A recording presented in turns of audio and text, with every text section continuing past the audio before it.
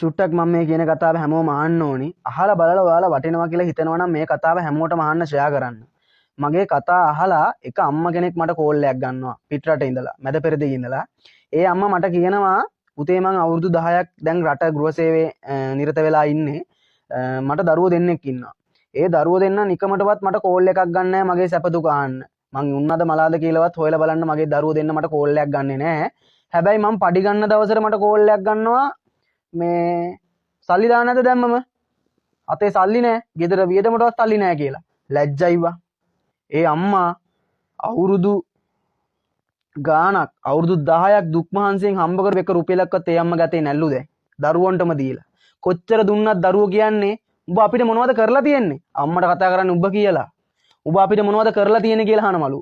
යකෝ දස මාසයක් බඩේ තියාගෙන මේ ලෝකෙට අපිව බිහි කරලා ලේ ටික කිරි කරලා බොන්න දුන්න ඔය අම්මා අපේ ඇස් දෙක අන්ධ කරේ නෑ. මේ ලෝකේ බලන්න අපිට වරන් දුන්නේ ඔය අම්මා. මොනවද දීලා තියෙන්නේ කියලා අම්මගෙන් අහන්න කිසියෙකුට අයිතියක් නෑ. අපේ අතපය කඩන්න නැතුව අපිව උස්මාත් කරේ අපේ ඔය අම්මා. අපිව මහමග දාලා ගියේ නෑ. අනාථ නිවාසවල අපිව දාලා ගියේ නෑ ඔය අම්මා. ඔය අම්මට පුළුවන් විදිහට තියෙන දේවල් දීලා අපිට කණ්ඩ අදින්න දීලා අපිව උස්මාත් කරේ ඔය අම්මා කියලා හොඳට මතක තියාගනින්න. අම්මා බඩෙන් බාගේ කාලා අපිට බඩ පිරෙන්න කණ්ඩ දුන්නේ ඔය අම්මා. කිසිම දරුවෙකුට අහන්න අයිතියක් නැහැ.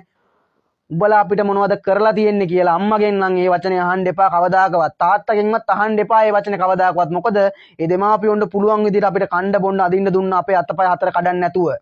ඒ අම්මා මාත් එක්කන් තව කියනවා පඩිය ගන්න ඒ දෙන්න මරා ගන්නවලු සල්ලි බෙදා ගන්න. ඇයි උඹට ගිය මාස සල්ලි දුන්නේ? මට මේ මාස සල්ලි දීපන් කියනවලු එකෙක්. අනික කියනවලු නෑ නෑ මට මේ මාසේ සල්ලි ඕනි කියලා.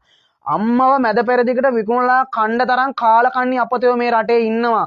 දස මාසයක් කුසේ තියාගෙන මෙලොවට බිහි කරපු අපේ අම්මා ලේ ටික කිරි කරලා අපිට බොන්න දුන්න අපේ අම්මව පිට රටට විකුණගෙන කණ්ඩ රැකියාවකට යවලා හම්බ කරන් කන තැනට පත් වෙච්ච කාලකන්ණි සක්කිලියෝ මේ රටේ ඉන්නේ.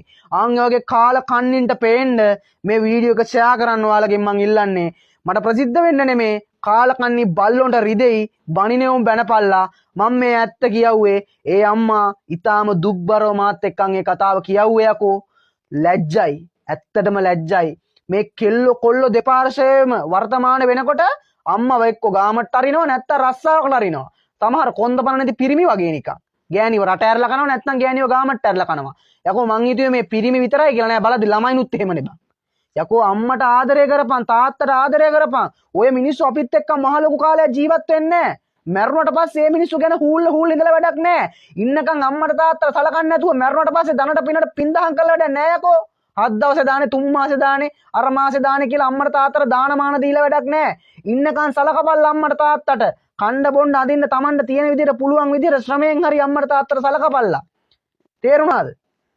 මට වෙන කියන්න දෙයක් නෑ. පව්වේ අම්මා. ඒ අම්මා ඊටාම දුක්බරයි. අවුරුදු 10ක් රට ගිහිල්ලා කරගත්තු දෙයක් නැල්ලු ඒ අම්මට.